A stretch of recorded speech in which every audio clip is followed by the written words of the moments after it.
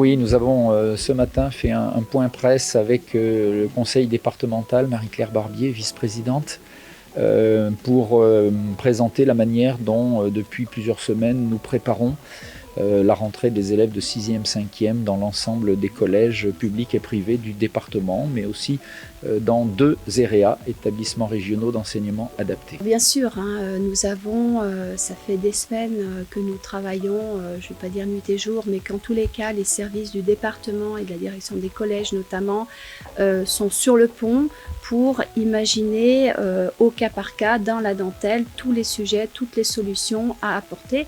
Et d'ailleurs, elles ont été en lien extrêmement étroit avec l'ensemble des établissements, pas seulement pour les aider à trouver des prestataires pour cette restauration, mais également pour trouver parfois des prestataires pour des produits ménagers comme du gel, comme des lingettes qui commençaient un petit peu à se raréfier. Alors les enjeux, comme dans le premier degré, on a d'abord un enjeu pédagogique, de poursuivre encore et d'améliorer encore les apprentissages pour les élèves qui nous sont confiés. On a un enjeu de fracture sociale, c'est-à-dire faire revenir à l'école, au collège, les élèves qui en ont le plus besoin, même si ce n'est pas toujours facile de les contacter, de convaincre les familles qu'ils reviennent au collège. On a un enjeu éducatif, et notamment d'éducation à la santé, d'éducation au virus, à la contagion, d'éducation aux gestes barrières et à la distanciation physique et à tous les comportements qui vont nous permettre de surmonter cette pandémie.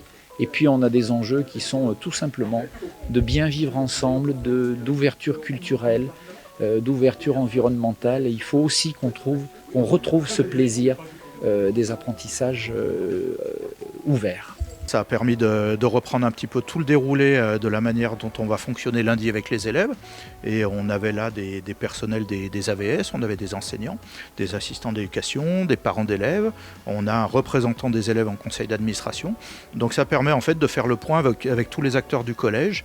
Et aussi pour ceux voilà, qui ne comprenaient pas bien le protocole, de s'approprier le plan de circulation, la manière dont on va faire fonctionner les enseignements et la vie du collège globalement.